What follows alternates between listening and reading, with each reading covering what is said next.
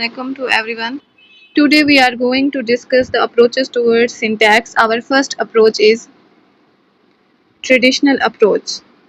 So, this is the topic of grammar and the syntax. Traditional approach is also known as traditional grammar or the school grammar, or it is also known as prescriptive grammar. First of all, we will discuss what is grammar. A grammar is a set of rules of a language. So grammar क्या है, किसी भी language के जो भी rules होते हैं उसको डेवलप करने के या उसको कंस्ट्रक्ट करने के, उन रूल्स को हम ग्रामर कहते हैं। अब आ जाते हैं हम ट्रेडिशनल अप्रोच की तरफ। के एक ट्रेडिशनल अप्रोच क्या है, ठीक है। और traditional approach is also known as traditional grammar. Traditional approach को ट्रेडिशनल ग्रामर भी कहा जाता है और ये अप्रोच 15th सेंचुरी में दी गई थी। अब ट्रेडिशनल ग्रामर क्या है? ट्रेडिशनल ग्रामर एक फ्रेमवर्क है for the description of structure of language. किसी भी लैंग्वेज के स्ट्रक्चर को जो है डिस्क्राइब करने के लिए, ठीक है, जो कि हम एक अप्रोच को यूज़ करते हैं, एक फ्रेमवर्क को यूज़ करते हैं, हम उसको क्या कहेंगे? Traditional grammar. ट्रेडिशनल ग्रामर ज़्यादातर लैंग्वेज को सिखाने में जो है वो इस्तेमाल होती है और ये बहुत ही ट्रेडिशनल मेथड है, इसलिए इसको ट्रेडिशनल ग्रामर भी कहा जाता है। ये जो ट्रेडिशनल ग्रामर है, ये जो अप्रोच है, इसको सबसे पहले जो है वो किसने डेवलप किया था? Greek, Romans, Arabo-Islamic scholar are the Middle Ages scholar and the Renaissance। आप देखिए कितना ही जो है वो एशियन टाइम से बिलोंग करती है, यानी ग्रीक जो कि हमारी एशियंट लैंग्वेज है, ठीक है, और अरबो इस्लामिक स्कॉलर और मिडिल एजेस की जो लैंग्वेज है, यहाँ तक के रेनाइसा तक जो भी लैंग्वेज है, ठीक है, उसकी स्टडी के लिए जो भी अप्रोच थी वो ट्रेडिशनल ग्रामर अप्रोच थी, ठीक है। इसलिए इसको हम क्या कहते हैं? ट्रेडिशनल ग्रामर कहते हैं, क्योंकि इसका ताल्लुक सारी एशियंट लैंग्वेजेस से है। ओके। ट्रेडिशनल ग्रामर जो है एक ये प्रिस्क्रिप्टिव अप्रोच है। प्रिस्क्रिप्टिव अप्रोच का क्या मतलब है? यानी रिटन वर्क से रिलेटेड है, ठीक है, which refers to the Aristotelian orientation toward the nature of language as shown it is in the work of the ancient Greek and the Romans. It is the basic idea derived from the Greek grammarians. Traditional grammar किसके साथ refer करती है? Aristotle के साथ जो है वो refer करती है, ठीक है, और ये ज़्यादातर ग्रीक रोमन लैंग्वेजेस में यूज़ होती है, ठीक है, जो कि हमारी एशियंट लैंग्वेज हैं। और इनको, इस आइडिया को किसने ड्राइव किया था? हमारे ग्रीक जो हैं वो ग्रामेरियंस, यानी ग्रीक लैंग्वेज के जो स्कॉलर्स थे या ग्रामेरियंस थे, उन्होंने डेवलप किया था। TG study the language in relation to the other discipline. अब ये जो है लैंग्वेज को दूसरे डिसिप्लिन से रिलेट करके स्टडी करती है, टीजी थ्योरी या TG approach. This study is not an autonomous subject, it explain how the feature of the language are related to human being. अब ये किस चीज़ पर इसका फोकस होता है कि किस तरह से लैंग्वेज के फीचर्स जो हैं वो इंसानों के साथ रिलेटेड है। ट्रेडिशनल ग्रामर ज़्यादातर अटेंशन किस चीज़ पे करती है? रिटन फॉर्म पे, इसलिए तो इसको प्रिस्क्रिप्टिव ग्रामर कहा जाता है, क्योंकि प्रिस्क्रिप्टिव में हमारा ज़्यादातर फोकस किस पर होता है? रिटन पर होता है। और ये ज़्यादातर इंटरेस्टेड, ट्रेडिशनल ग्रामर अप्रोच किस चीज़ में इंटरेस्टेड होती है? ग्रामर, ये इंटरेस्टेड होती है सिंटैक्स में, यानी ज़्यादातर फोकस ग्रामर में ज़्यादातर फोकस किस चीज़ पर होता है? सिंटैक्स पे, यानी उसके स्ट्रक्चर पर होता है। और ज़्यादा जोर ये किस चीज़ पर देती है? Grammar then other aspect of the language. ज़्यादा एम्फेसिस किस चीज़ पर होता है? ग्रामर पर होता है, टीजी ट्रेडिशनल ग्रामर का, और दूसरे एस्पेक्ट ऑफ लैंग्वेज की बजाय, ठीक है। मीन्स हम उसके मीनिंग को या सच ऐसी किसी चीज़ों को नहीं देखेंगे, बल्कि हमारा ये देखेंगे फोकस किस चीज़ पर होगा, एक सेंटेंस जो है वो ग्रामेटिकली करेक्ट है या नहीं है। अब है प्रिस्क्रिप्टिव ग्रामर। प्रिस्क्रिप्टिव ग्रामर क्या है? Prescriptive grammar is a kind of grammar which is used to describe the classical language, जैसे कि ग्रीक है, लैटिन है। It was associated with such ancient scholars such as Plato, Aristotle, and it was mainly in respect to the philosophy of the language. It was later taken over by the scholars who were more interested in Latin and the Greek during the Middle Ages. Was greatly admired as the language of purity and the beauty and logic. अब traditional grammar की तरह prescriptive grammar भी, इसका ज़्यादातर focus किस चीज़ पर? Classical languages या ग्रीक लैंग्वेज पर इसका ज़्यादातर फोकस होता है, ठीक है, या लैटिन लैंग्वेज पर। और इसके जो स्कॉलर्स हैं वो भी एशियंट स्कॉलर हैं, जैसे कि प्लेटो हो गया, एरिस्टोटल हो गया, ठीक है। और इसी तरह ये जो है वो फिलॉसफी ऑफ पूरी की पूरी लैंग्वेज की जो फिलॉसफी है उस पर बेस्ड करती है, ठीक है। और फिर बेस्ड क्योंकि ये ग्रीक और लैटिन पर है, क्योंकि ये एशियंट लैंग्वेजेस हैं, और जो है वो मिडिल एजेस में जो है वो लैटिन लैंग्वेज को बहुत ज़्यादा एडमायर किया गया था, क्योंकि ये लैंग्वेज बिलोंग करती है प्योरिटी से, ब्यूटी से और लॉजिक से।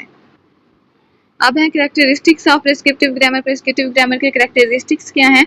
इसकी फर्स्ट कैरेक्टर क्या है?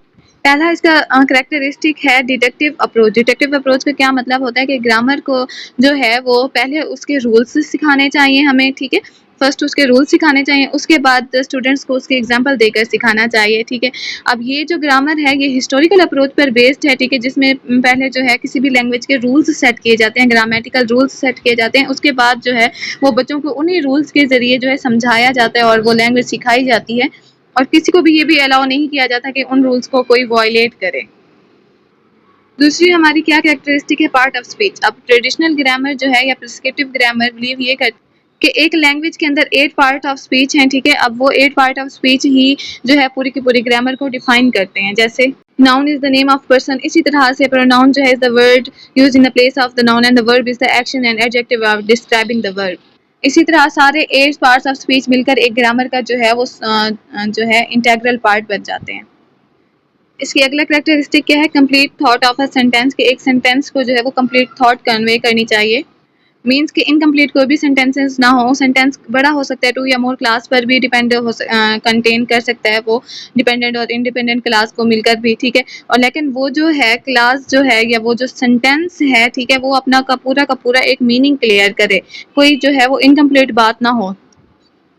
उसके बाद है जी प्रेपोजिशन। इसमें क्या आ जाता है, प्रिस्क्रिप्टिव ग्रामर ये बिलीव करती है एक जो सेंटेंस है वो एंड नहीं होना चाहिए प्रीपोजिशन पर, यानी ऐसे सेंटेंस हमें नहीं कंस्ट्रक्ट करने चाहिए जिनकी एंडिंग जो है वो प्रीपोजिशन पर हो। For example, this is the house to live. अगर ये एग्जांपल देखें तो ये बिल्कुल करेक्ट है, प्रिस्क्रिप्टिव है। अगर हम इसको चेंज कर लें, ठीक है, this is the house to live in, अब देखिए एंड किस चीज़ पर हो रही है, इन पर एंड हो रही है, यानी प्रपोजिशन पर एंड हो रही है। तो प्रिस्क्रिप्टिव ग्रामर जो है वो ऐसे सेंटेंसेस को एक्सेप्ट नहीं करती, वो कहते हैं ऐसे सेंटेंसेस हों जो कि प्रपोजिशन पर एंड ना हो। उसके बाद अगला कैरेक्टरिस्टिक है use of infinitive. Prescriptive grammar के मुताबिक जो है एक जो सेंटेंस है, ठीक है, उसमें हमने इन्फिनेटिव्स को नहीं तोड़ना। जैसे कि है हम इन्फिनेटिव के रूल के मुताबिक क्या है, टू के साथ हमेशा क्या आता है, वर्ब आता है। टू के साथ क्या आता है, वर्ब आता है। लेकिन अगर हम उसको स्प्लिट कर दें, दरमियान में कोई और वर्ड ऐड कर दें, for example he ran fast immediately to catch the train, ठीक है। अब इसमें क्या है कि इमीडिएटली जो है वो कैच और टू के दरमियान में आ गया है, तो ये प्रिस्क्रिप्टिव अप्रोच के मुताबिक बिल्कुल गलत सेंटेंस है। इसको करेक्ट फॉर्म किस तरह से होगी, he ran fast to catch the train immediately. Prescriptive grammar अब ज़्यादातर किस चीज़ पे फोकस करती है, high standard of accuracy. High standard of accuracy पर, यानी जो भी हम सेंटेंसेस बना रहे हों वो हाईली एक्यूरेट हो, उसमें किसी किस्म की कोई डाइग्रेशन या डेविएशन ना हो, ठीक है।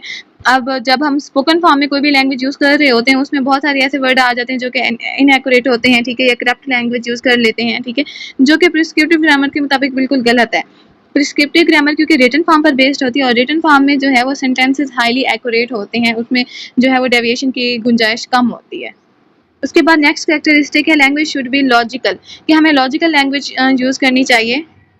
इसमें जो है वो डबल मीनिंग सेंटेंसेस ना हो, जैसे कि ऐसे वर्ड ना हो जो कि डबल नेगेटिव हो। For example, nobody doesn't like me, ये बिल्कुल गलत है। अब देखिए ये डबल नेगेटिव बन रहा है, ठीक है, तो प्रिस्क्रिप्टिव ग्रामर के मुताबिक ये सेंटेंस गलत है। इसकी करेक्ट फॉर्म क्या होगी, nobody likes me. Next क्या है, language is permanent. Prescriptive grammar के जो लैंग्वेज है वो परमानेंट है, उसमें कोई चेंजिंग नहीं आ सकती, ठीक है। अब जो है इसीलिए जो भी रूल्स किसी भी लैंग्वेज की ग्रामर के बनाए जाते हैं वो एक दफ़ा बना लिए जाएं तो उसमें कोई भी चेंजिंग नहीं हो सकती। उसके बाद है no stress on the spoken language. अब प्रेस्क्रिप्टिव ग्रामर में जो है वो स्पोकन लैंग्वेज की इतना ज़्यादा इंपॉर्टेंस नहीं है, इसमें इंपॉर्टेंस किस चीज़ की है, रिटन फॉर्म की है। Since this is seen as a poor form of written language, क्योंकि प्रेस्क्रिप्टिव ग्रामर के मुताबिक जो स्पोकन फॉर्म है वो पुअर फॉर्म है रिटन लैंग्वेज की। अब इसके कंक्लूजन की तरफ आते हैं, तो हमने पूरी ओवरऑल इस अप्रोच से क्या कंक्लूड किया, जो प्रिस्क्रिप्टिव ग्रामर है, ठीक है, वो रिटन अप्रोच है ग्रामर की, और ये ओरिजिनली बेस्ड किस चीज़ पर है, लैटिन और ग्रीक लैंग्वेजेस पर बेस्ड है, ठीक है। और उसके बाद इस जो है अप्रोच की बहुत सारी एडवांटेजेस भी हैं, लेकिन उसके साथ साथ उन एडवांटेजेस के साथ साथ जो है इसने बहुत ज़्यादा क्रिटिसिज्म भी फेस की है। लेकिन उसके बाद भी, क्रिटिसिज्म को फेस करने के बाद भी आज तक जो है वो इस अप्रोच या इस जो है वो मेथड को यूज़ किया जाता है किसी भी लैंग्वेज को सिखाने के लिए।